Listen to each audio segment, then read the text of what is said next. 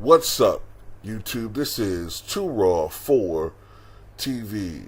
Now, I have noticed that this hasn't been talked about much when it comes to U.S. news. I guess because there isn't concrete evidence or, there hasn't been a definitive statement that's come out of the Kremlin, which obviously more likely never will come out.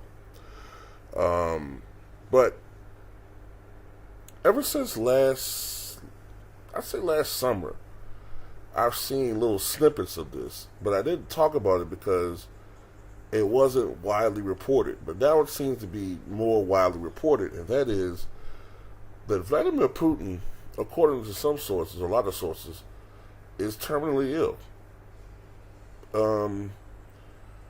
Based upon Ukraine intel and United States intel,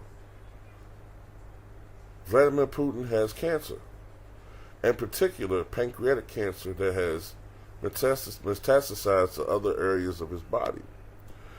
Now, the Russian government, Russian intelligence, and the government officials have denied this. They said there's no evidence that he has cancer. He's never been diagnosed with cancer, and that anything else that suggests that is ludicrous.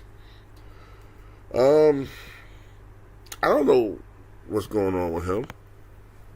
I do know this. There's definitely some things that are off about Putin. You may have recalled an incident that occurred just a few days ago where he got into a violent coughing spell and choked while giving a speech. There have been numerous appointments or engagements that he had been scheduled to appear at, and he abruptly canceled. There was the incident where he tripped and fell and allegedly soiled himself. It had to be cleaned up. These things are a far cry from the Vladimir Putin of his prime, who was a man who was very athletic and liked to boast and show off his athleticism. Then there was this incident where, we noticed that if you looked at photographs of him shaking hands, that his hands would turn black. So who knows? Who knows what's going on?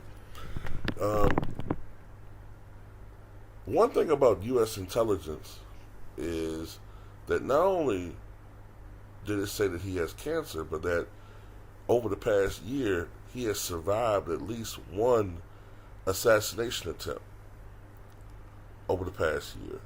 And Ukrainian intelligence suggests that he is so ill that he may pass away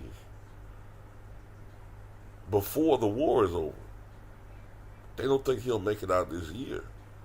So who knows? I don't know what's going on with him. I don't know what's true or not.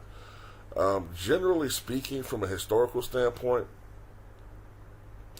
usually when we hear about a leader being ill and it's constant like that, there's some truth to it.